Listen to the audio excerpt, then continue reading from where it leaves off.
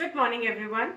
Today we are going to start the methods of sampling. As in the class we have already discussed about the census method and sampling method. What is sampling? Sampling means कि जब हम पूरी population में से कुछ persons को select करते हैं, ये मान के कि ये जो हमने sample select किया है ये पूरी population को represent करेगी, उसको हम कहते हैं sampling. अब इस सैम्पलिंग को परफॉर्म करने के कुछ मेथड्स होते हैं, like we have random sampling, purposive sampling, stratified sampling, systematic sampling, quota sampling and convenience sampling. There are 6 methods of sampling by which we collect the data out of the samples that we have selected from the population. Now let's discuss each of them in detail. Now comes to the random sampling.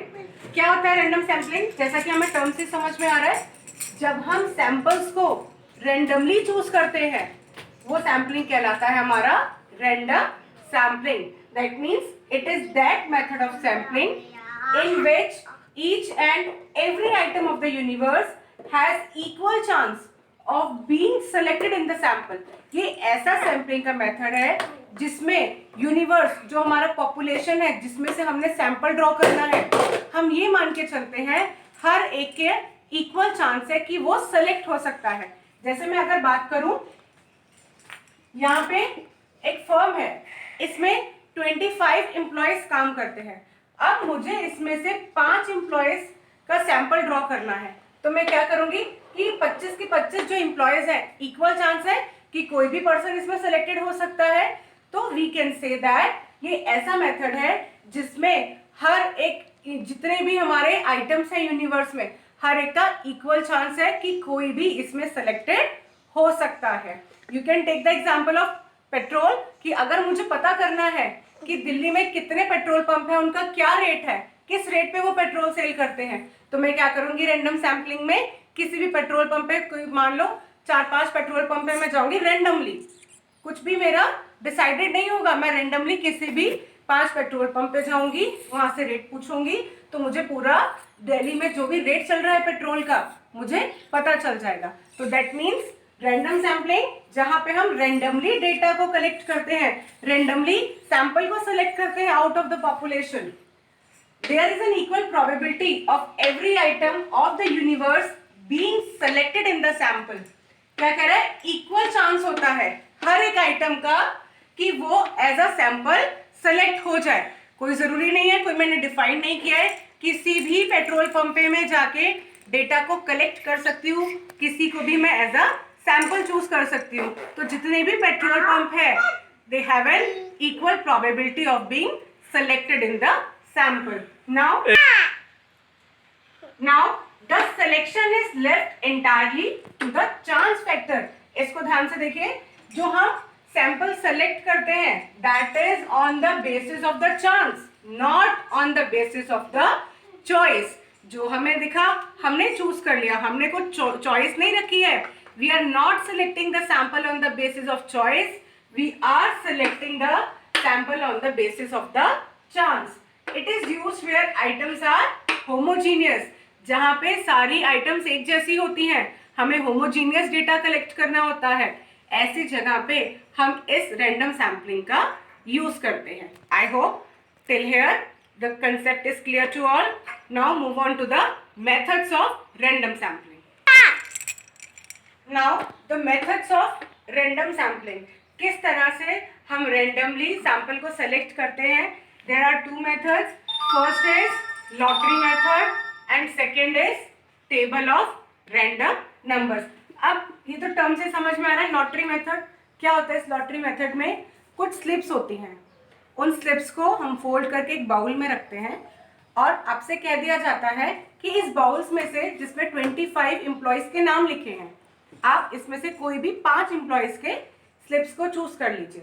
तो that means this is called lottery method कि आपने कुछ decide नहीं किया है, आपको एक bowl में चिट्स मिल गई हैं, आपने उसमें से रेंडमली कोई भी 5 स्लिप उठानी है एज अ सैंपल, और वो सारे जो सैंपल है जितने भी बाउल के अंदर जितनी भी चिट्स हैं वो सारी चिट्स क्या है हमारी पॉपुलेशन है जिसमें से जो कि होमोजीनियस है, और उसमें से हमने सैंपल को ड्रॉ करना है। नेक्स्ट है हमारा टेबल ऑफ रैंडम नंबर। अब एक क्या कह रहा है, एक टेबल होता है जिसमें रैंडम नंबर्स होते हैं, जिसमें एक टिप्पट टेबल होता है जो बहुत कॉमन मेथड है जो हम इसमें यूज करते हैं रैंडम सैम्पलिंग में। इसमें क्या होता है, बहुत सारे 41,600 टेबल्स होते हैं, नंबर्स होते हैं, जिसमें से कुछ नंबर सेलेक्ट किए जाते हैं एज अ रैंडम नंबर। तो क्या कह रहा है, क्या पढ़ा हमने रैंडम सैम्पलिंग में, एक ऐसा मेथड जिसमें हम सैंपल को रैंडमली चूज करते हैं, which is totally based on the chance factor, जिसमें हमारी चॉइस नहीं होती, हमारी मर्जी से नहीं सैंपल चूज किए जाते हैं, हम रैंडमली कोई भी पर्सन को चूज कर लेते हैं as a sample with the objective कि ये जो हम सैंपल चूज कर रहे हैं ये हमें पूरे यूनिवर्स का डेटा प्रोवाइड करेंगे। Now comes to the merits of random sampling. अब क्या एडवांटेज है जब हम रैंडम सैम्पलिंग का यूज करते हैं? First advantage is free from personal bias.